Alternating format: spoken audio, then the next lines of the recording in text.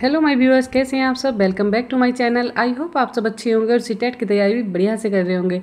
तो यहाँ पर हम करने वाले हैं सीटेट अपर एंड प्राइमरी दोनों लेवल के लिए मैथ की प्रिपरेशन। अगर आप चैनल पर नए हैं और आपने अब तक वीडियो नहीं देखी है तो प्लीज़ जाइए, चैनल को सब्सक्राइब कीजिए और प्लेलिस्ट में जाकर पुरानी सारी वीडियो देख लीजिएगा। यहाँ पर हम करेंगे मैथ के क्वेश्चन के साथ साथ मैथ की पेडागोजी भी। दोनों टॉपिक एक चीज़ में ही कवर हो जाएंगे, एक ही वीडियो में कवर हो जाएंगे। तो प्लीज़ देर न करते हुए साथ में बने रहिएगा। और आते हैं क्वेश्चन नंबर 1 पर। यहाँ पर देख लेते हैं क्या दिया है। यहाँ दिया है एक पुस्तकालय में 5,690 पुस्तकें हैं। सोमवार के दिन विद्यार्थियों को 425 पुस्तकें पढ़ने के लिए दी गई और उसी दिन 273 नई किताबें पुस्तकालय में जमा की गई। पुस्तकालय में अब कितनी पुस्तकें हैं बताना है। तो पुस्तकालय में पहले कितनी पुस्तक थी, टोटल पुस्तक लिख लेनी है। कितनी है? 5,690। और इनमें से कितनी बच्चों को पढ़ने के लिए दी गई हैं? तो बच्चों को जो पढ़ने के लिए दी गई हैं वो कितनी है? वो है 425। तो यहाँ पर लिख लेते हैं जो बच्चों को दी हैं 425। तो टोटल पुस्तक से ये पुस्तकें कम हुई हैं, अर्थात माइनस कर देंगे। यहाँ पर कैरी करते हैं 10, 10 से 5 जाता है 5 आएगा। यहाँ पर रह जाता है 8, 8 से 2 माइनस करेंगे तो 6 आ जाएगा। और यहाँ पर कितना बचता है? 6 है। 6 से 4 माइनस करेंगे तो आएगा कितना? 2। और यहाँ कितना रह जाएगा? 5। तो अब हमारे पास कितनी पुस्तकें बची हैं? 5,265 बची। अब हमें करना क्या है, ये है हमारी बची हुई पुस्तकें। और जमा कितनी की गई हैं उसमें? उसी दिन कितनी पुस्तकें और आ गई हैं? उसमें आ गई हैं 273 नई किताबें। तो टोटल किताबें यहाँ पर लिख लेनी है 5,265। और उसमें कितना ऐड कर देना है? हमें ऐड कर देना है 273। तो 273 इसमें ऐड कर देंगे। चलिए इसको ऐड करके लिखते हैं। 5 और 3 8 हो जाएंगे। 7 और 6 13 का 3 हो जाएगा। 2 2 4 और 1 हो जाएगा कितना? 5। और यहाँ पर कितना है? 5। तो हमारे पास जो नई पुस्तकें आई हैं वो कितनी हैं? नई पुस्तकें जो हैं वो हैं हमारे पास, यहाँ पर लिख लेते हैं नई पुस्तक। तो नई पुस्तक कितनी आ गई हैं? नई पुस्तक आ गई हैं हमारे पास 5,538। तो यहाँ पर देख लीजिए कौन सा ऑप्शन आपको करेक्ट दिख रहा है, यही हमारा आंसर होने वाला है। चलिए जो राइट हो जाएगा आप उसको लिख लेंगे। आंसर मैच करते हैं, देखते हैं ऑप्शन कौन सा करेक्ट है। यहाँ दिया है फर्स्ट में दिया है 5,842, सेकंड में 5,822, सी में दिया है 5,538 और डी में 5,558। तो यहाँ पर जो ऑप्शन नंबर सी है ये है हमारा correct answer. C is the right answer. चलिए आ जाते हैं इसी के साथ नेक्स्ट पर, देखते हैं क्वेश्चन नंबर 2 में क्या है। क्वेश्चन नंबर 2 में दिया है 1/2 में कितने 1/12 हैं। तो कितने 1/12 हैं 1/2 में? तो इसके लिए हमें क्या करना है, तो भाग बताना है। कितने का मतलब हो जाता है यहाँ पर भाग। तो हम किसका भाग बताएंगे, हमें यहाँ पर लिख लेना है। यहाँ पर लिखते हैं हम, क्या आ जाएगा। चलिए यहाँ पर लिख लेना है 1/2 जिसके भाग पूछे हैं वो, और कितने भाग पूछे हैं तो 1/12। तो इसको डिवाइड कर देंगे किससे? 1/12 से। तो अब इसको हम लिखेंगे कैसे, इसको हमें कैलकुलेशन करनी है। तो लिखेंगे 1/2 और गुणा का चिन्ह लगाएंगे, मल्टीप्लाई का साइन लगाएंगे। और कैसे लिखेंगे? 12/1। इसको जो जिससे भाग कर रहे हैं उस संख्या को उल्टा करके लिख देंगे। अब यहाँ पर 1 से तो 1 कुछ कैंसिल नहीं होगा, 1 की तो कोई वैल्यू नहीं है, पर 2 से 12 जरूर हो जाएगा। 2 छंग कितने हो जाएंगे? 12 हो जाएंगे। तो मल्टीप्लाई करके कितना आएगा? यहाँ पर 2 गुणा, यहाँ पर 2 छंग 12 हो गया है तो 6 आ गया है। तो 6 गुणा 1 बराबर कितना आ जाएगा? 6। और यही हो जाएगा हमारा आंसर। तो 1/2 में 6 भाग जो हैं 1/12 होंगे। तो यहाँ पर देखिए ऑप्शन नंबर जो है ए ही करेक्ट हो जाएगा। A is the right answer. चलिए आई होप आपको क्लियर हो गया होगा। आते हैं नेक्स्ट क्वेश्चन। क्वेश्चन देखते हैं थर्ड। यहाँ पर दिया गया है एक संख्या 80 के आधे से अधिक है। तो सबसे पहले हमें लिखना है क्या, एक संख्या है और संख्या जो है वो क्या है? 80 के आधे से अधिक है। तो यहाँ पर माना संख्या क्या है? माना जो हमारे पास संख्या हो जाएगी हम उसको x मान लेंगे। यहाँ पर कोई संख्या नहीं दी है तो माना संख्या क्या हो जाती है? संख्या हो जाती है हमारी x। और किसकी अधिक है? 80 के आधे से अधिक है। तो 80 का आपको आधा करना है, तो 80 का आधा करेंगे तो कितना कर देंगे? y2 कर देंगे। तो ये कितना हो जाएगा? 2 चौक 8 हो जाएगा और ये 0 का 0 रहेगा। तो ये कितना आ जाएगा? यहाँ पर ये आ जाएगा 40। तो हमें करना क्या है, बराबर लिख देंगे। तो संख्या हमारी क्या बन जाती है, जो नई संख्या है? 40 + x। क्या कह रहे थे क्वेश्चन में? क्वेश्चन में बोला जा रहा था कि 80 के आधे से अधिक है और जो संख्या है वो हमारी है क्या? संख्या है हमारी x। तो 40 + x हो जाएगा। चलिए आगे देखते हैं क्वेश्चन में क्या है। क्वेश्चन में आगे बोला जा रहा है कि यह 4 से अधिक, अर्थात कितनी, यहाँ पर आपको लिख लेना है। 4 की बात हो रही है तो धाई का मतलब क्या होता है, 10 से मल्टीप्लाई। तो 4 लिखेंगे तो क्या हुआ, 4 × 10, अर्थात क्या हो जाएगा, 4 हो जाएगा कितना, 40 से क्या है ये अधिक है। तो इसको बताना है, ये 40 से हमारा अधिक हो जाएगा। ठीक है, आगे देखते हैं क्वेश्चन में क्या, जो संख्या है वो 40 से अधिक है और 6 से कम। तो अर्थात 6 का मतलब कितना हो जाएगा, 6 × 10 और बराबर कितना हो जाएगा, 60। और इससे क्या आ जाएगी, ये कम है। तो जो संख्या आने वाली है वो 40 से तो अधिक आएगी और 60 से जो है वो कम आएगी।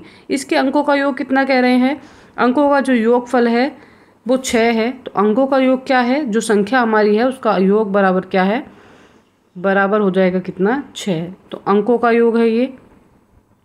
क्वेश्चन में क्या बोला जा रहा है, क्वेश्चन में बोला जा रहा है, आगे बोला जा रहा है इसका धाई का अंक इकाई के अंक का 2 गुना है। तो धाई का जो अंक है वो इकाई के अंक का 2 गुना है, अर्थात संख्या ऐसी हो जो 40 से अधिक, 60 से कम और इन अंकों का योग कितना, तो 6 हो जाए। तो अंकों का योग 6 कब होगा, और बोला जा रहा है जो इकाई का अंक है वो धाई के अंक का आधा है, मतलब इकाई के अंक से दुगना हो जाएगा धाई का अंक। तो क्या ले लेंगे आप, यहाँ पर इकाई का अंक आप ले सकते हैं 2 और इसका दुगना क्या हो जाएगा, यहाँ पर हो जाएगा ये 4, 2 दूनी 4। यही बोला जा रहा है कि इकाई का अंक का दुगना क्या है, धाई का अंक है। तो और इनका योग करके देखते हैं, 4 और 2 कितना हो जाएगा, ये हो जाएगा 6।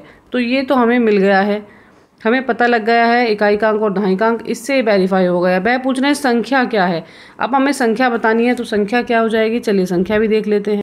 यहाँ पर ऑप्शंस में देखते हैं, यहाँ दे रखा है 60 है, 42 है, तो इनमें ऐसा कुछ दिख नहीं रहा है। ऑप्शन ए और बी भी चेक कर लेते हैं। ए में दिया है 46 और बी में दिया है 51, तो ये भी नहीं होगा। चलिए राइट आंसर पर आते हैं। यहाँ पर जो राइट आंसर हमारा हो जाएगा वो हो जाएगा ऑप्शन नंबर डी, क्योंकि बोला जा रहा है जो इकाई का अंक है उससे धाई का अंक दुगना है। तो इकाई का अंक इसमें 2 हो जाएगा और धाई का अंक इसमें कितना हो जाएगा, उसका दुगना, 2 दूनी 4 हो जाएगा। तो जो संख्या हमें मिल गई है इनका योग भी मिल जाता है, इनका योग 6 आ जाता है। तो संख्या जो हमें मिल जाती है वो कितनी होगी, 4 और 2 6, अर्थात 42। तो ये 40 से तो अधिक है और 60 से क्या है, ये कम है। 40 से कैसी है संख्या, ये 42 बड़ी है, ठीक है। और जो 60 है, 60 से कैसी है ये, 60 से ये छोटी है, ये बताना है। 60 से छोटी हो जा रही है और 40 से जो है ये बड़ी है। तो बीच की संख्या आ गई है 42। ऑप्शन नंबर डी जो है ये करेक्ट है, यही हमारा हो जाएगा आंसर। चलिए आ जाते हैं नेक्स्ट, देखते हैं क्वेश्चन नंबर 4। क्वेश्चन 4 में दिया है 96 के सभी गुणनखंडों का योगफल बताना है। तो जो 96 है उसके सभी गुणनखंड क्या हो जाएंगे, हम देख लेते हैं। चलिए लिख लेंगे यहाँ पर 96 के गुणनखंड लिखने हैं हमें। तो गुणनखंड क्या क्या है, गुणनखंड हो जाएंगे बराबर कितना, यहाँ हो जाएगा हमारा पहला गुणनखंड आएगा 1, 2 से भी 96 जो है ये क्या हो जाएगा, ये डिवाइड हो जाता है तो इसलिए 2 हो जाएगा। फिर हो जाएगा कितना 3, उसके बाद क्या आ जाएगा 4 से भी 96 हो सकता है डिवाइड और 6 से भी हो जाता है। उसके बाद आता है 8, उसके बाद आएगा 12, उसके बाद क्या आ जाएगा, उसके बाद आ जाएगा 16, उसके बाद आ जाएगा क्या 24 से भी हो जाएगा। फिर आता है 32 से भी हो जाएगा और 48 से भी हो जाएगा और उसके लास्ट में आ जाएगा 96 से भी 96 जो है ये डिवाइड हो जाता है। तो हमारे पास जो संख्या मिल गई है वो आ गई है, कितनी है। अब करना है क्या, अब इनके गुणनखंडों का जो है गुणनखंड है इनका योगफल ज्ञात करना है। तो योगफल ज्ञात करने के लिए क्या करेंगे हम, चलिए योगफल ज्ञात कर लेते हैं। तो इनको हम कर देंगे ऐड, जितनी भी संख्या हमें मिली है इनको हमें करना है ऐड। चलिए लिख लेते हैं इन्हें। तो इसमें प्लस का साइन लगाकर आप इनको ऐड कर देंगे। 1 + 2 + 3 + 4 और यहाँ पर क्या आ जाएगा प्लस के 6 आ जाएगा। फिर प्लस कितना आएगा 8 आएगा, प्लस आ जाएगा 12 और प्लस आ जाएगा कितना 16 और यहाँ पर आएगा प्लस कितना 24 और प्लस आ जाएगा कितना 32 प्लस 48 और प्लस में आ जाएगा कितना 96। अब इन सबको आप ऐड कर लेंगे और ऐड करने के बाद इसका आंसर लिख देंगे। तो यहाँ पर सबको ऐड करते हैं तो आंसर हमें क्या मिल जाता है 252, ये हमारा हो जाएगा आंसर। देखते हैं कौन से ऑप्शन में है। तो ऑप्शन नंबर सी जो है यहाँ पर ये करेक्ट है। सी इज़ द राइट आंसर। 252 जो है इनका योग हो गया है यहाँ पर। 252 सही है। चलिए आते हैं नेक्स्ट पर। बहुत सिंपल क्वेश्चन था। इसी टाइप के क्वेश्चन भी आते हैं, इतने बेसिक क्वेश्चन भी आते हैं पेपर में। ऐसा नहीं है कि आप सोचे इतना इजी क्वेश्चन आया, इतने इजी क्वेश्चन भी आते हैं पेपर में। चलिए देखते हैं क्वेश्चन नंबर 5 में क्या है। यहाँ पर दिया है क्या, निम्नलिखित में सबसे छोटी संख्या कौन सी है। तो सबसे छोटी संख्या हमें यहाँ पर बतानी है। तो इसको क्या कर लेंगे, इनकी पावर दी हुई है, घात दी हुई है, तो इसको सॉल्व करते हैं हम। इसको कैसे लिखना है, इसको लिखते हैं 5.9, 8, 5 और 3। साथ में क्या लिखा हुआ है, 10 की पावर कितना है, 10 की पावर है 3। तो नीचे क्या लिखेंगे आप, अगर यहाँ से आपको क्या करना है, पॉइंट रिमूव करना है, तो जितनी संख्या लिखी है 1 के आगे उतने 0 लगा देते हैं। तो कितने हो जाएंगे, 4 डिजिट हैं तो 4 0 यहाँ पर आ जाएंगे।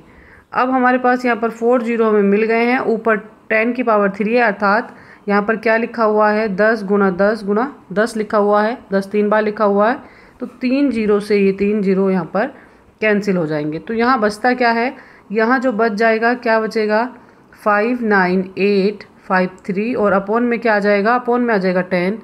यहाँ से हमें क्या करना है, इसको संख्या के रूप में लिखना है। तो यहाँ से 0 रिमूव करेंगे तो कहाँ आएगा पॉइंट, पॉइंट आ जाएगा कहाँ पर, चलिए लगा कर बताते हैं। पॉइंट आएगा यहाँ। तो ये हो जाएगी हमारी जो संख्या हमें मिल जाती है, नई संख्या क्या आ जाएगी, ये आ जाएगी 5985.3। तो जो हमें संख्या मिल गई है ये है। इस तरह से हमें क्या करना है, जो चारों पार्ट दिए हैं, जो चारों ऑप्शन दे रखे हैं उनको चेक करना है।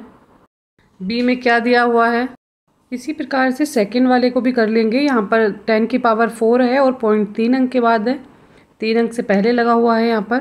तो 3 से ये 4 की पावर जो है कैंसिल हो जाएगी। तो कितना बचता है यहाँ पर, 1 पावर बच जाएगी। तो क्या बच जाएगा यहाँ पर, 1 0 बच जाएगा। तो जो सेकंड वाला नंबर है वो हमें क्या मिलेगा, वो मिल जाएगा हमें 6 5 9 5 और बाद में क्या आ जाएगा, 1 0 आ जाएगा, क्योंकि एक नंबर बच 0 जो है ऊपर रह जाएगा। इसी तरह से हम थर्ड वाला नंबर भी ले लेंगे। थर्ड वाले में क्या आ जाएगा, यहाँ पर पावर 5 है और जो पॉइंट है 2 अंकों के पहले लगा हुआ है, तो यहाँ से 2 0 कैंसिल होंगे और 3 जो है वो बच जाएंगे। तो हमें क्या संख्या मिल जाएगी, हमें संख्या मिल जाएगी 3 4 3 और उसके आगे क्या आ जाएंगे, 3 0 आ जाएंगे, क्योंकि 3 पावर जो है वो बची हुई हैं। तो ये मिल गई हमें तीसरी संख्या। इसी प्रकार से फोर्थ वाली में हो जाएगा। फोर्थ वाले में क्या होगा, फोर्थ वाले में भी देख लेते हैं। यहाँ पर हमें करना है क्या, यहाँ पर पॉइंट 3 अंक के पहले लगा हुआ है और पावर भी 3 है, तो पॉइंट से और पावर जो है वो पूरी यहाँ पर कैंसिल हो जाएगी। तो ये पूरा सॉल्व हो जाएगा। यहाँ पर क्या बच जाएगा, यहाँ बचेगा केवल नंबर 7 0 0 और ये 4। तो हमें मिल जाएगा 7004, ये नंबर हमें मिल जाएगा। तो चारों संख्या हमें यहाँ पर मिल गई हैं। चलिए देख लेते हैं सबसे छोटी कौन सी है। तो ये 7004 है, ये बहुत ज़्यादा बड़ी हो जा रही है, ये नहीं होगी। और इसमें मिला है, ये भी मिली है कितनी, जो सेकंड है वो है 65,950, तो ये भी नहीं होगी, ये भी नहीं होगी। सबसे छोटी संख्या जो मिली है वो हमें है मिली कौन सी, ऑप्शन नंबर जो है यहाँ पर 1। ऑप्शन नंबर 1 की जो संख्या मिली है वो हमें मिली है कितनी, 5985 और ये पॉइंट कितना 3। तो ये मिली है संख्या, यही हो जाएगा हमारा आंसर। कितनी संख्या है ये, 5985.3। तो जो ऑप्शन नंबर ए है ये ही करेक्ट हो जाएगा। A is the right answer. सबसे छोटी संख्या जो है वो ऑप्शन नंबर ए है। चलिए आते हैं नेक्स्ट क्वेश्चन देखते हैं 6। यहाँ पर बोला जा रहा है, निम्नलिखित में से किस विभाजन से शेष उससे अधिक होगा जो आप 176 को विभाजित 3 से करने पर प्राप्त करेंगे। तो यहाँ पर क्या करना है, 176 को पहले 3 से विभाजित करके आप देख लीजिए, और जो शेष बचता है, बाकी जो ऑप्शंस दे रखे हैं उसमें कौन से का अधिक होगा। तो हमें यहाँ पर देख लेना है किसका अधिक हो जाएगा। चलिए पहले सॉल्व कर लेते हैं। तो सबसे पहले हमें करना क्या है, सबसे पहले करना है हमें 176 को किससे डिवाइड करना है, इसको करना है हमें 3 से। मैं आपको इसको बेसिक मेथड से समझा रही हूँ, जिसको नहीं आता वो भी समझ जाएगा। तो कितना हो जाएगा, 3 और 17 का देखना है। 3 के टेबल में 17 का आता है, तो 3 5 जा 15 हो जाएगा, क्योंकि 3 छंग 18 वो ज़्यादा हो जाएगा, तो इसलिए 3 5 जा 15 ले लेंगे। यहाँ पर 15, 7 से 5 जाएंगे, 2 बचता है, 1 से 1 जाएगा, कुछ नहीं बचेगा। तो नेक्स्ट नंबर हम यहाँ पर नोट कर लेंगे, तो वो क्या हो जाएगा हमारा 6। ये हो गया 26। अब 3 के टेबल में देखना है कितनी बार 26 आता है। तो 3 सत्ते 21, 3 अट्ठे 24 और 3 नम 27। तो 27 ज़्यादा हो जाएगा तो 3 अट्ठे 24 कर लेंगे यहाँ पर। यहाँ हो जाएगा 3 अट्ठे 24। तो ये कितना आ जाएगा, 6 से 4 को माइनस करेंगे तो यहाँ पर 2 आ जाएगा और यहाँ कुछ नहीं। तो जो शेष हमारा आ जाता है, यहाँ पर शेष क्या मिल गया है हमें, हमें शेष मिला है 2। अब हमें यही देखना है कि 2 से अधिक कौन से का शेष यहाँ पर आता है, जो बाकी ऑप्शंस दे रखे हैं। इसी तरह से हम बाकी ऑप्शंस को भी सॉल्व करेंगे। तो फर्स्ट वाले को हम कर लेते हैं। कितना आ जाएगा यहाँ पर, 173 को किससे डिवाइड करना है, यहाँ करना है 5 से। चलिए करते हैं। तो कितना हो जाएगा, 5 दिया कितना, ये 15 हो जाएगा। यहाँ पर 7 से 5 जाएंगे, 2 बचता है। नेक्स्ट नंबर आप नोट करेंगे 23। 5 चौक कितना हो जाएगा, 20। तो यहाँ पर कितना शेष बच रहा है, ये बच रहा है यहाँ पर 3। ठीक है, चलिए अब आते हैं नेक्स्ट पर, देख लेते हैं बाकी ऑप्शंस में क्या क्या आने वाला है। तो इसी तरह से जो ऑप्शन नंबर यहाँ पर करेंगे हम, कौन सा करेंगे, बी पार्ट करेंगे। ए हमने कर लिया है। तो सेकंड में क्या करते हैं, यहाँ दे रखा है क्या, 4 से किसको डिवाइड करना है, 4 से डिवाइड करना है 174 को, बी पार्ट में जो दे रखा है। चलिए इसको भी कर लेते हैं। तो कितना हो जाएगा, ये हो जाएगा हमारा 4 चौक हो जाएगा कितना, यहाँ पर लिख लेते हैं, 4 चौक हो जाएगा 16। और यहाँ बचता है कितना, 1। 7 से 6 जाएगा, 1 बचेगा, फिर 4 लिखते हैं। तो 4 तिया हो जाता है यहाँ पर 12। तो यहाँ आ जाएगा कितना, यहाँ पर बचेगा 4 से 2 माइनस करेंगे तो 2 शेष आएगा। इसमें 2 है, पहले में 3 है। आगे 2 संख्याएं भी देखते हैं, सी और डी में क्या आता है। चलिए सी पार्ट को सॉल्व करते हैं। सी के लिए क्या करना है, 3 से किसको डिवाइड करना है, 175 को हमें भाग करनी है 3 से। चलिए कर लेते हैं। तो ये कितनी बार जाएगा, 3 पंजे 15 हो जाएगा इसमें भी। और ये कितना आ जाएगा, यहाँ पर 2 5 हो जाएगा और ये जाएगा 3 अट्ठे 24। तो यहाँ पर कितना आ जाएगा, 24 और बच जाएगा कितना, 1। लास्ट वाला भी सॉल्व करके देखते हैं। डी में क्या जाएगा, 2 और 2 से किसको डिवाइड करना है, 176 को हमें भाग करनी है 2 से। चलिए कितना हो जाएगा, 2 अट्ठे हो जाएगा कितना, ये 16 बचता है 1। 2 अट्ठे कितना हो जाएगा फिर से 16। तो ये तो पूरा डिवाइड हो गया, यहाँ पर तो कुछ शेष बचता ही नहीं है। तो चलिए देख लेते हैं क्या क्या आ रहा है हमारे पास शेष। यहाँ पर जो शेष आ रहे हैं वो कौन कौन से आए हैं। ए पार्ट में क्या आया है हमारा, ए में आया है 3, बी के लिए क्या आया है, बी में आया है 2, सी में आया है कितना 1 और लास्ट में आया है कितना 0। लास्ट में कोई शेष नहीं बचता है। और जो हमारा संख्या से विभाजित करके शेष था वो कितना था, यहाँ पर 2, वो 2 शेष आया था। तो हमें बताना है कि किसका शेष यहाँ पर क्या है, अधिक आएगा। तो अधिक कौन से वाले ऑप्शन में आया है, ये पहले के लिए है, ये दूसरे के लिए, तीसरे के लिए और ये फोर्थ के लिए। तो चलिए देख लेते हैं कौन से में आया है। तो अधिक जो आया है वो ऑप्शन नंबर हमारा आया है ए में। A is the right answer. तो जो ए है इसको ही आप टिक कर लेंगे, ऑप्शन नंबर ए जो है ये करेक्ट हो जाएगा। चलिए आ जाते हैं नेक्स्ट पर, देखते हैं क्वेश्चन नंबर 7।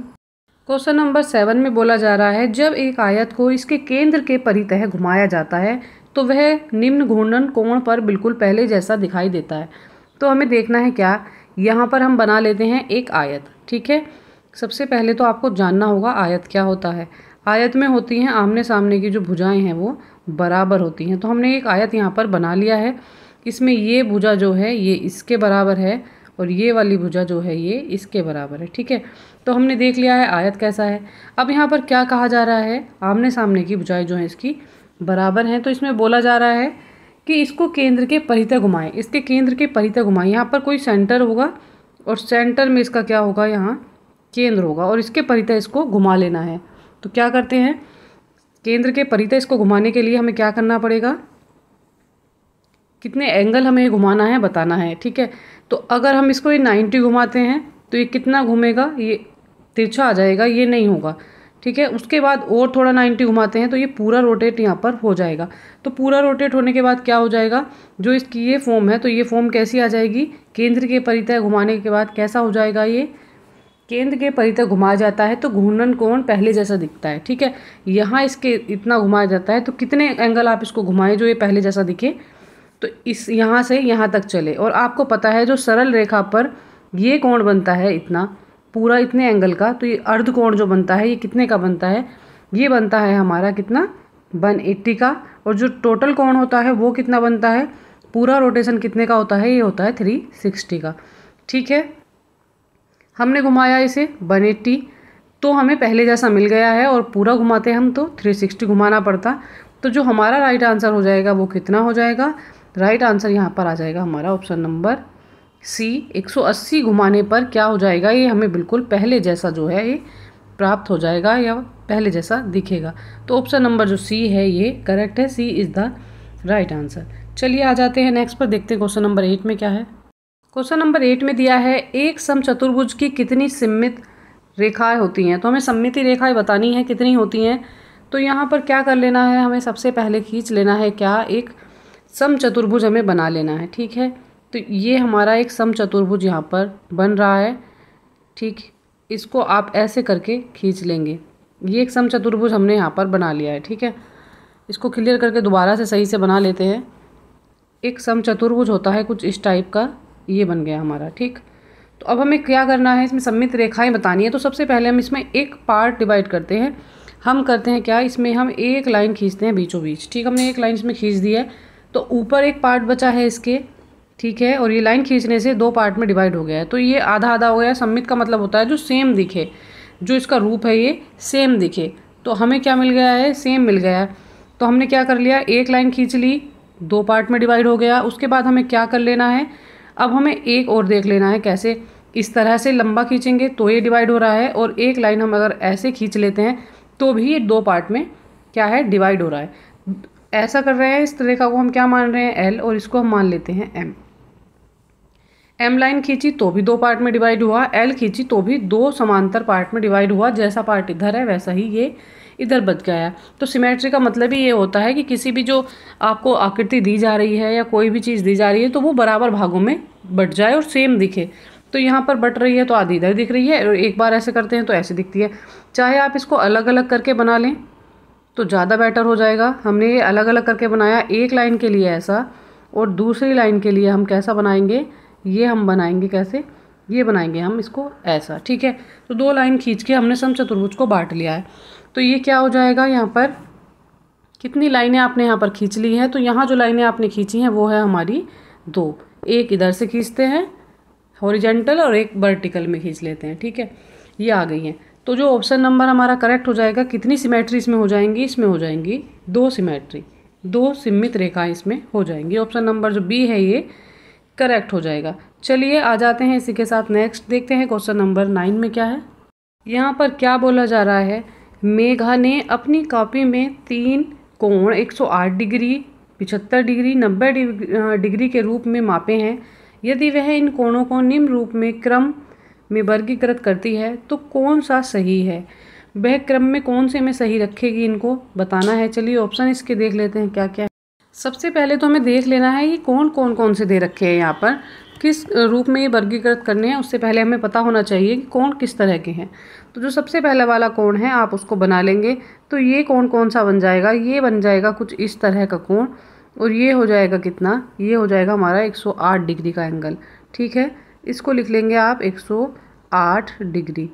तो हमने 108 डिग्री का जो एंगल लिया है तो ये क्या कहलाता है, ये कहलाता है हमारा अधिक कोण, जिसमें क्या होता है एक कोण जो है वो 90 से अधिक है। तो जो ये कोण दे रखा है ये कितना है, ये 90 से यहाँ पर अधिक है, ये 108 है। तो ये कौन सा कोण हो गया, ये हो गया हमारा अधिक कोण। ठीक है, दूसरे कोण को आप देख लेते हैं कौन सा कोण है। यहाँ पर दे रखा है 75 डिग्री का। तो 75 डिग्री का आप कोण खींचेंगे तो कैसे बनाएंगे इसको, तो हम इसको कैसे लिख लेते हैं, चलिए लिखते हैं इसको। 75 डिग्री के लिए हमने इस टाइप का कुछ कोण बनाया है। इसमें क्या होता है, इसमें होता है क्या, इसमें जहाँ पर तीनों कोण जो है 90 से छोटे होते हैं, ये वाला कोण भी 90 से छोटा होगा, ये भी 90 से छोटा होगा, और जो यहाँ पर ऊपर बचता है ये वाला कोण ये भी 90 से क्या होगा, छोटा होगा। तो यहाँ पर जो है तीनों कोण जो है 90 से छोटे आ रहे हैं। ये भी 90 से छोटा, ये 90 से छोटा और ये वाला भी 90 से छोटा। तो इसको क्या बोला जाता है, ये जो कोण होता है 90 से छोटा, तो ये कोण है हमारा कितने डिग्री का, ये है 75 डिग्री का। इसको बोलते हैं क्या, इसको बोलते हैं हम न्यून कोण। 90 से छोटा अर्थात न्यून कोण। ठीक है, चलिए आ जाते हैं नेक्स्ट पर। सबसे लास्ट का देख लेते हैं, यहाँ पर क्या दे रखा है। लास्ट में दिया हुआ है 90 डिग्री के रूप में। तो जो 90 डिग्री का कोण है वो किस तरह का बनता है, वो आप सभी को पता होगा कैसे बनता है, इजीली बन जाता है। तो इसके लिए क्या करना है, ऐसे करके लाइन खींचनी है और एक ऐसे बनाना है। तो यहाँ पर जो एक एंगल होता है वो कितना होता है, 90 डिग्री का कोण कैसा होता है, ये समकोण होता है, क्योंकि इसमें एक कोण जो है वो पूरा 90 डिग्री का होता है।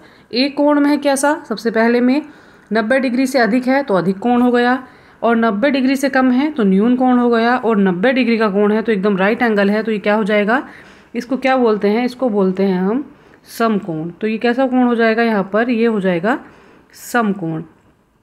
चलिए हमें कोणों का पता लग गया है, कोण कौन कौन से हैं, इनके नाम क्या क्या हैं, उसी हिसाब से अब हम आंसर करेंगे। तो सबसे पहले कौन सा आना चाहिए, अधिक, न्यून और फिर समकोण आना चाहिए। तो ऑप्शन नंबर ए में ये सही क्रम दे रखा है, अधिक है, न्यून है और सम है, बाकी में जो क्रम है वो गलत दे रखा है।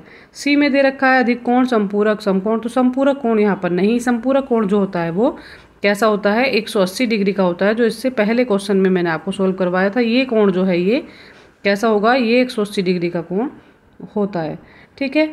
समपूरक, न्यून और सम, तो ये भी नहीं होगा, डी भी नहीं है, सी भी नहीं है, बी भी नहीं है। यहाँ पर जो राइट आंसर है हमारा वो कौन सा हो जाएगा, वो हो जाएगा हमारा ऑप्शन नंबर ए, अधिक कोण, न्यून कोण और समकोण। चलिए आ जाते हैं नेक्स्ट पर, देखते हैं नेक्स्ट क्वेश्चन क्या है। यहाँ पर क्या दिया है, एक तार को मोड़कर एक आयत बनाया गया है जिसका परिमाप कितना है, 20 सेंटीमीटर है। तो एक तार को मोड़कर क्या बना लिया है, एक आयत बना लिया है, और आयत का आपको पता है क्या होता है, आयत में आमने सामने की जो भुजाएं हैं वो बराबर होती हैं, ठीक है। तो आमने सामने की भुजा इसकी बराबर है। उसके बाद कह रहे हैं उसी तार से वर्ग बने वर्ग का क्षेत्रफल बताना है, और इसी तार से क्या करना है, एक वर्ग भी इसको बना लेना है। वर्ग में क्या होता है, जो चारों भुजाएं होती हैं वो बराबर होती हैं, और आयत में जो है वो आमने सामने की भुजा बराबर होती है। तो पहले हमें क्या लिख लेना है, यहाँ पर दे रखा है जो आयत बनाया है उसका परिमाप कितना है, तो इसका जो परिमाप है वो कितना है, आयत का परिमाप लिख लेते हैं सबसे पहले। तो जो आयत का परिमाप है वो हो जाएगा कितना, आयत का परिमाप बराबर कितना दे रखा है, 20 सेंटीमीटर, ठीक है। अब कह रहे हैं कि उसी तार से क्या बना लिया है, एक वर्ग बना लिया है। तो वर्ग का जो परिमाप होता है यहाँ पर लिख लेंगे।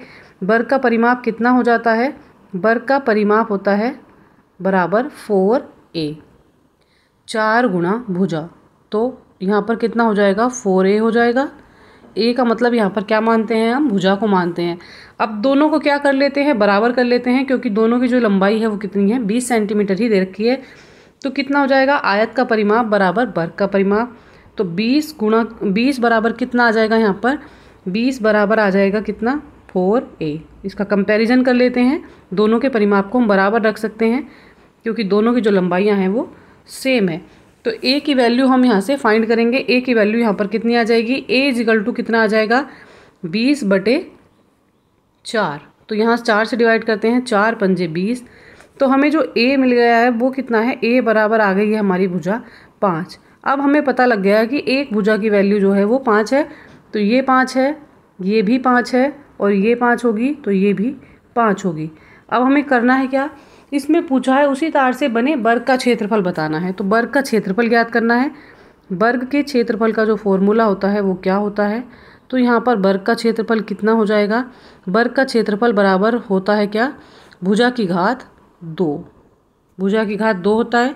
चलिए इसको करते हैं सोल्व, कितना हो जाएगा। तो भुजा हमें कितनी मिल गई है, यहाँ पर भुजा मिली थी हमें यहाँ पर 5 गुणा 5, अर्थात भुजा की घात 2 हो गया, तो कितना आ जाएगा, 25।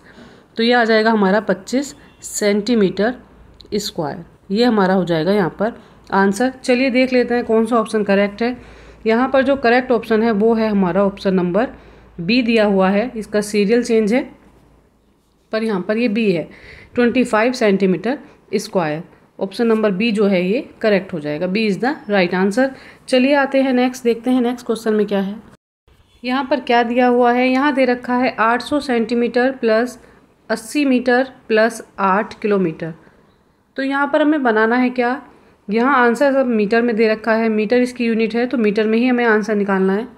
तो उसके लिए क्या करेंगे, तो 1 किलोमीटर में कितने मीटर होते हैं, तो यहाँ पर लिख लेते हैं 1 किलोमीटर बराबर कितना, 1 km बराबर कितना हो जाएगा हमारा, 1000 मीटर होता है, ठीक है। तो 1000 मीटर हमारा हो जाता है 1 किलोमीटर में, और 1 मीटर में कितना होता है, तो 1 मीटर बराबर होता है 100, 1 मीटर बराबर होता है 100 सेंटीमीटर, ठीक है। हमें मीटर और सेंटीमीटर की ही ज़रूरत है यहाँ पर, तो करते हैं।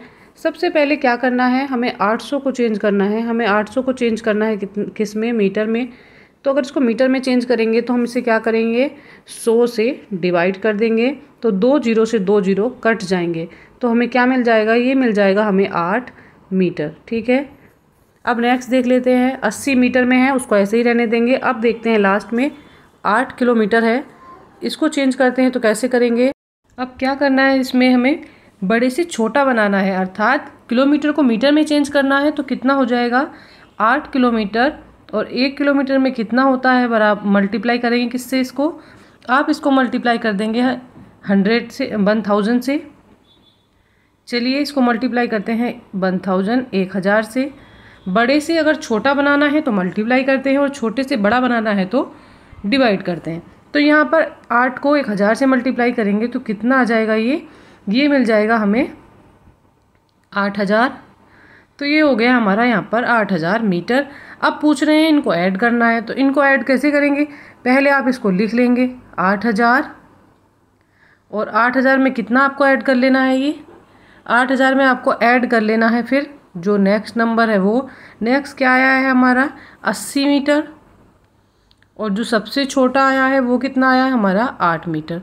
अब इन तीनों को ऐड कर लेते हैं और इसको लिख लेते हैं, क्या आ जाएगा, 8 में 0 ऐड करेंगे तो 8 आएगा, यहाँ पर भी 8 रहेगा, और यहाँ 0 है तो 0 रहेगा, और यहाँ पर जो 8 है वो 8 रहेगा। तो इतने मीटर जो है हमें आंसर मिल गया है। चलिए देख लेते हैं कौन से ऑप्शन में आंसर आ रहा है। तो ये आंसर आ रहा है हमारा ऑप्शन नंबर डी में, D is the right answer. जो डी ऑप्शन है ये करेक्ट हो जाएगा। चलिए आते हैं इसी के साथ नेक्स्ट पर, देखते हैं नेक्स्ट क्वेश्चन में क्या है। किसी ड्रम में 263 लीटर और 520 मिलीलीटर तेल है। इस तेल को क्या है, इसी तेल की माप से 45 बर्तन उन्होंने भर दिए हैं। तो ऐसे 25 बर्तन में कुल कितना तेल होगा। जैसे 45 बर्तन हैं ऐसे ही 25 बर्तन है, तो उसमें कितना तेल आएगा, 45 में कितना तेल भरा है हमें वो बताना है, और उसी से हम क्या कर लेंगे, एक बर्तन का तेल निकाल लेंगे और फिर 25 से उसके मल्टीप्लाई करके 25 बर्तनों का तेल काउंट करेंगे। ठीक है, तो हमें यहाँ देखना है आंसर किस में दे रखा है। तो जो आंसर दिया हुआ है उसकी जो यूनिट है वो क्या आई है, लीटर में आई है। तो हमें जो अपनी डिजिट चेंज करनी है लीटर वाली रखनी है, आंसर लीटर में आएगा, और मिलीलीटर को चेंज करना है।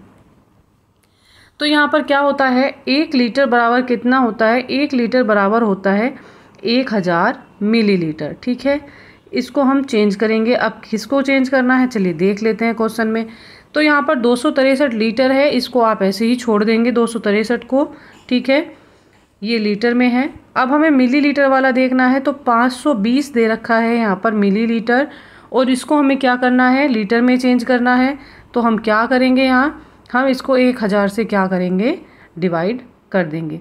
छोटे से हमें क्या करना है, बड़ा बनाना है, तो उसको क्या करते हैं, डिवाइड करते हैं। यहाँ पर 0 से 0 कैंसिल हो जाएगा, नीचे 2 जीरो बचते हैं। ऊपर संख्या कितनी है, 52 है, और नीचे के जो 2 जीरो हैं वो क्या आ जाएंगे, 2 संख्याओं से पहले हम दशमलव लगा देंगे, 1 और 2, क्योंकि नीचे 2 अंक, 1 के बाद 2 जीरो दे रखे हैं, तो 2 अंक के जो पहले जीरो पॉइंट लग जाएगा। ठीक है, तो हमें 0.52 लीटर मिल गया। तो कुल तेल कितना हो गया हमारा, कुल तेल हो गया 263 और 0.52। ये हमारा तेल है जो कितने बर्तनों में भरा है, ये भरा है कितना, 45 बर्तन में। तो 45 बर्तन बराबर कितना तेल आ रहा है, 45 बर्तन बराबर आ रहा है इतना तेल। तो एक बर्तन का तेल आप निकालेंगे तो एक बर्तन का तेल कितना आ जाएगा, यहाँ पर ये आ जाएगा कितना, जो संख्या दी हुई है उसके अपॉन में आप क्या कर देंगे, आप उसको 45 से डिवाइड कर देंगे। तो 263.52 और अपॉन में कितना, 45, और इससे इसको डिवाइड करते हैं, भाग करते हैं, तो हमें क्या मिल जाता है, यहाँ पर हमें मिल जाएगा, कितनी बार ये कटता है, ये कटता है कितना, 5 कितना 8 और 5 6। तो ये आ गया हमारा आंसर। ठीक है, अब हमें मिल गया है एक बर्तन का तेल। अब हमें निकालना है क्या, यहाँ पर पूछ रहे हैं 25 बर्तनों में कितना तेल आएगा। तो 25 बर्तन में निकालने के लिए क्या करेंगे आप, 25 से इसको मल्टीप्लाई कर देंगे, जो हमें एक बर्तन का तेल मिला है। तो एक बर्तन का तेल कितना है, 5.856 है, और मल्टीप्लाई 25 है, और बराबर इसका आंसर क्या आ जाएगा, दोनों की मल्टीप्लाई करके लिख लेंगे आप। तो जो आंसर हमें मिल जाता है वो कितना मिलता है, यहाँ पर इन दोनों की मल्टीप्लाई करते हैं तो बराबर 25 बर्तन का तेल हमें कितना मिल जाएगा, मल्टीप्लाई करिएगा और करके लिखिएगा, बिल्कुल सिंपल मल्टीप्लाई है। तो बराबर आ जाएगा कितना 146 और पॉइंट कितना आ जाएगा यहाँ पर 4 लीटर। इतने लीटर तेल जो है 25 बर्तनों में फिल किया जाएगा। यही हो जाएगा हमारा आंसर। आप ऑप्शन चेक कर सकते हैं कौन से ऑप्शन में आंसर आ रहा है। चलिए देखिए 146 जो आ रहा है हमारा आ रहा है ऑप्शन नंबर बी में। B is the right answer. B option जो है ये करेक्ट हो जाएगा। आपको इस तरह के सवाल करने आने चाहिए। उसके लिए आपको क्या ज़रूरी है कि क्या आपको आए कि 1 लीटर में कितने मिलीलीटर होते हैं, और अगर आप डिस्टेंस वाले कर रहे हैं तो 1 किलोमीटर में कितने मीटर होंगे। आपको इस तरह की जो यूनिट है वो याद होनी चाहिए। तो इस तरह की यूनिट आप याद कर लेंगे। चलिए आ जाते हैं नेक्स्ट, देखते हैं क्या है यहाँ पर सोल्व करने हैं हमें। चलिए कुछ पेडागोजी के क्वेश्चन, तो मैथ की पेडागोजी के क्वेश्चन लेकर हम यहाँ पर आ गए हैं। यहाँ दे रखा है क्या, निम्नलिखित कथनों में से कौन सा गणित कक्षा में ह्यूरिस्टिक या स्वतः शोधन के उपयोग के बारे में सबसे कम उपयुक्त है। ह्यूरिस्टिक मेथड होता है खोज विधि, इसको बोला जाता है अन्वेषण विधि भी। और इसके बारे में पूछ रहे हैं कि क्या सबसे उपयोगी है, क्या कब सबसे कम उपयोगी है, बताना है। कम का ध्यान आप रखेंगे, इसका मतलब इस पर ज़्यादा आपको ध्यान नहीं देना है। तो चलिए वो देख लेते हैं क्या है। इसे समस्या समाधान के साधनों और प्रणालियों के अध्ययन के रूप में समझा जा सकता है, या इसकी निश्चित समय नियमों के रूप में कल्पना की जा सकती है। यह समस्या समाधान के लिए अनुभव आधारित तकनीकों का उल्लेख करता है, या यहाँ पर क्या दिया है, जटिल नवीन समस्याओं में इसका उपयोग नहीं हो सकता। तो जो बाकी ऑप्शन है वो करेक्ट हैं। बाकी क्या हैं, अधिक उपयोगी हैं। और जो सबसे कम उपयोगी है वो क्या है, सबसे कम उपयोगी क्या कह रहे हैं, ये कह रहे हैं कि जो नई समस्या आ रही हैं तो उसमें क्या है, खोज विधि का कोई उपयोग नहीं है। तो ये बात जो है यहाँ पर गलत हो जाती है, और यही सबसे कम उपयोगी है, और इसीलिए आंसर हमारा जो है करेक्ट हो जाएगा ऑप्शन नंबर डी। खोज विधि जो होती है बहुत उपयोगी होती है, इन्होंने लिखा है कि ये नहीं हो सकती, उपयोग नहीं किया जा सकता। तो जो ऑप्शन नंबर डी है यही करेक्ट हो जाएगा। चलिए आ जाते हैं नेक्स्ट पर। नेक्स्ट में देखते हैं क्वेश्चन नंबर 14 क्या है। यहाँ पर दिया है, आकृतियों का शिक्षण करते हुए एक शिक्षिका शहर का मॉडल प्रारूप अपनी कक्षा में लेकर आई जो ज्यामितीय आकृतियों से निर्मित है। वह चाहती है कि उनके विद्यार्थी, एक टीचर क्या कर रही है, एक शहर का नक्शा बच्चों को पढ़ा रही है, समझा रही है। तो उसके लिए क्या लेकर आई है, मॉडल बनवा कर लाई है। एक मॉडल लेकर आई है कि जैसे शहर दिखता है, यहाँ पर कुछ घर हैं, पार्क है, हॉस्पिटल है, सारी चीज़ें जो है उसने एक मॉडल के रूप में तैयार कर रखी हैं। और वह कैसी आकृतियाँ हैं, ज्यामितीय आकृतियाँ हैं, जैसे कोई स्क्वायर में है, कोई रेक्टेंगल है, कोई ट्रायंगल है, इस तरह की आकृतियाँ हैं। और वह क्या चाहती है कि उनके विद्यार्थी मॉडल से ज्यामितीय आकृतियों की पहचान करते हुए कुछ खाली समय बिताएं। तो वो खाली समय पास करना चाह रही है, बच्चे टाइम पास करें, तो ऐसा नहीं है, टाइम पास वह नहीं करवा रही है। यहाँ पर बी में दिया है, गणितीय अवधारणाओं को विभिन्न अन्य विषय क्षेत्रों से और उनके दैनिक जीवन से जोड़ रही है।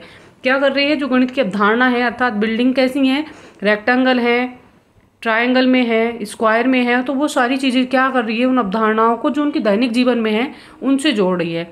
बच्चे जो हैं मैथ की जो आकृतियां हैं उनको दैनिक जीवन की आकृतियों से जोड़ लेंगे और उनकी अवधारणाएं जो हैं वो क्लियर हो जाएंगी। तो यहाँ पर ऑप्शन नंबर जो बी है ये करेक्ट है। चलिए सी भी चेक करते हैं। सी में क्या है, ऐसे और प्रारूप मॉडल निर्मित करें जो कि गणित की प्रदर्शनी में प्रदर्शित किए जा सके। तो प्रदर्शित करना उसका कोई यहाँ पर एम नहीं है, वो इस तरह के मॉडल इसलिए तैयार नहीं कर रही कि उनको प्रदर्शनी में दिखाया जाए। तो ये ऑप्शन जो है रॉन्ग हो जाएगा। चलिए डी चेक करते हैं। डी में बोला जा रहा है, गणित में प्रारूपों मॉडलों की भूमिका को समझे। तो कि मॉडल क्या होता है वो चीज़ समझाना टीचर का यहाँ पर मोटिव नहीं है, उसका उद्देश्य नहीं है। उसका उद्देश्य क्या है कि बच्चे जो हैं वो उसकी आकृतियों को समझ पाएँ अपने दैनिक जीवन की चीज़ों को देखकर, उनके उदाहरणों को देखकर। तो ऑप्शन नंबर डी जो है ये रॉन्ग है। चलिए राइट आंसर पर आते हैं। यहाँ से जो राइट आंसर हो जाएगा वो होगा हमारा ऑप्शन नंबर बी।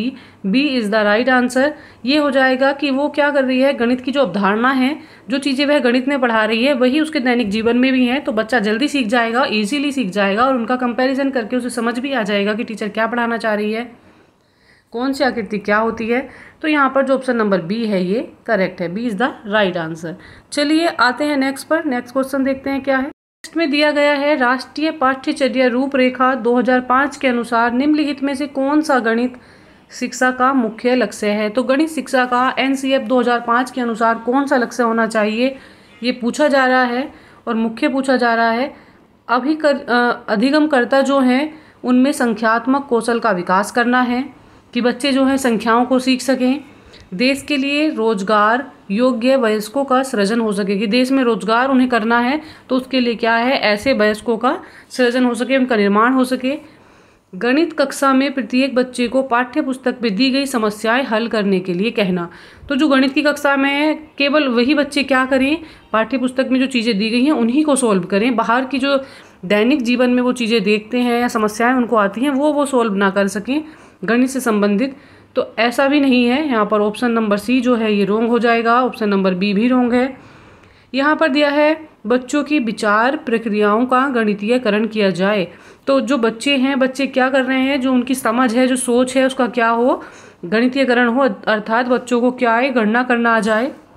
बच्चे चीज़ों का जो सोल्यूशन है वो निकाल सकें। मान लीजिए अब उनको मम्मी क्या कर रही है, कुछ पैसे दे रही है कुछ सामान लाने के लिए। जब उन्हें गणित की अवधारणा ही नहीं पता होंगी, उनके अंदर गणितीयकरण ही नहीं होगा, तो बच्चे क्या करेंगे, वो कैसे उन चीज़ों का हिसाब कर पाएंगे, कैसे सही सामान लेकर आ पाएंगे और बचे हुए पैसे कैसे लाकर बताएंगे कि कितना सामान उन्होंने ले लिया है और कितने पैसे उसमें खर्च हुए, कितने बचे हैं। तो वो कैलकुलेशन भी वो नहीं कर पाएंगे। तो ये तो दैनिक जीवन में बच्चों की समस्याएं यूज़ होती हैं, तो उनका गणितीयकरण जरूरी है। तो यहाँ पर जो ऑप्शन नंबर डी है ये करेक्ट है। ए में दिया है अधिगमकर्ताओं में संख्यात्मक कौशल। तो केवल संख्यात्मक कौशल अर्थात उन्हें संख्याओं को सिखाना ही काफ़ी नहीं है। उनके लिए क्या हो जाएगा, उनकी गणना करना, जोड़ना, घटाना, संख्याओं के सारे कौशल उनको आने चाहिए। तो वो भी सही है, इसलिए ऑप्शन नंबर ए जो है ये रॉन्ग हो जाएगा। यहाँ पर केवल संख्यात्मक कौशल की बात हो रही है। यहाँ जो ऑप्शन नंबर डी है ये राइट है, D is the right answer. इसी के साथ आज की क्लास कंप्लीट हो जाती है। अगर आप चैनल पर नए हैं और आपने अब तक कोई वीडियो नहीं देखी है तो प्लीज़ जाइए और प्लेलिस्ट में जाकर पुरानी सारी वीडियो देख लीजिएगा। यहाँ पर हम कर रहे हैं सीटेट प्राइमरी एंड अपर दोनों लेवल के लिए मैथ की प्रैक्टिस, साथ में पेडागोजी मैथ की कर रहे हैं। चैनल को लाइक कीजिएगा, सब्सक्राइब कीजिएगा। आपके सब्सक्रिप्शन से हमें मोटिवेशन मिलता है, तो प्लीज़ लाइक करिए, मोटिवेट करिए और अच्छी तैयारी के लिए हमारे साथ बने रहिएगा।